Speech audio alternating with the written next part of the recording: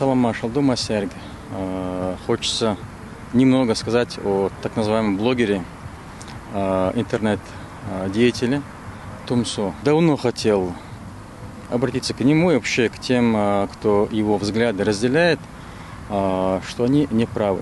Тумсо, ты не прав. Обвиняя чеченцев, одно из твоих обвинений в адрес нашей республики. Ты обвиняешь что чеченцы впали в большой разврат, да? Даже в Польше ты этого не видел. Я сейчас не спрашиваю, каким способом ты провел аналитический разбор, да, может, у тебя по каждому случаю по 4 свидетеля появилось. Одну вещь тебе скажу. Вот есть такой, хадис, в котором сказано, что остерегайтесь хулы. Воистину, она хуже прелюбодеяния.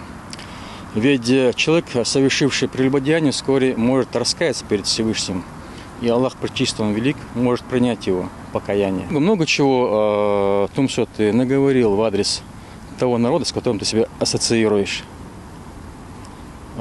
Ты сторонник, как я понимаю, да, идеи Ичкерии и так далее.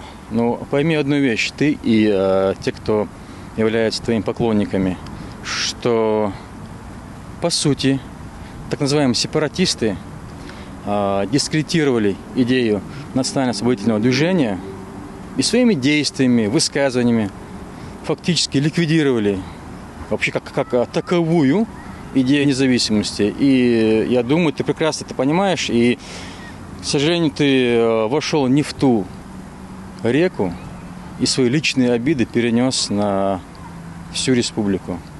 По какому праву? Кто дал такое право тебе?